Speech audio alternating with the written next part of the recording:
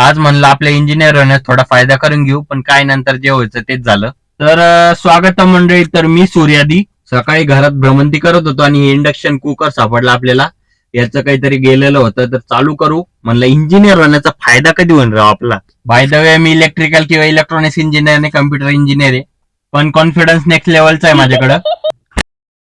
आणि हे बघा याचा नेमका गेम काय झालता. तर हे जे इंडक्शन आहे, पहिले तर मला काहीच कळत नव्हतं, लिटरली काहीच कळत नव्हतं. आणि मोबाईलचा वापर न करता माझी 100% बुद्धी वापरून मला कळालं याला एक लाल वायर आहे आणि याला एक फ्यूज अटॅच केलेला आहे. आणि हे सगळं सांगितलं माझ्या मल्टी टॅलेंटेड बुद्धीनी.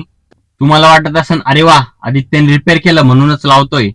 नाही गाईज, बिलकुल रिक्स नाही लेने का. असं म्हणून मी त्याला पॅकच करत होतो, तर म्हणलं अरे हे तर बजाज कंपनी इंडियाची आणि मेड इन चायना कावर लिहिलं इथं. कुछ तो गडबड आहे बाबा म्हणलं, आणि त्याला मस्त आदराने त्याच्या जागेवर ठेवून दिलं. हे बघून तुम्हाला वाटतं मी खिचडी बनवत आहे का, सोयाबीन असलं खिचडीच बनवून का, दुसरं काही नाही का बाई. आज सोयाबीन वड्याची चटणी बनवणं चालू आहे. आणि हे उकळताना खाली जात नव्हते, तर एक प्लेट ठेवली आणि त्याला दाबलं. म्हणलं जाय खाली, आणि म्हणलं इतकी मेहनत केलीस तर एक टेस्ट करून बघू.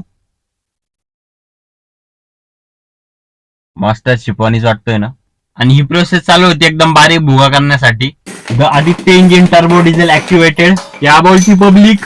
हा होता एंड रिझल्ट. आणि मग डायरेक्ट जेवण केल्यानंतर वरती आलो आपण, आणि वरती बघत होतो. म्हणलं अरे यार आपल्या परिसरात तर लई झाड आहे, पण विचार करतोय अजून 50 वर्षांनी झाडे टिकतील का, काय माहिती राव. आता मजा करून घे, जाऊ द्या.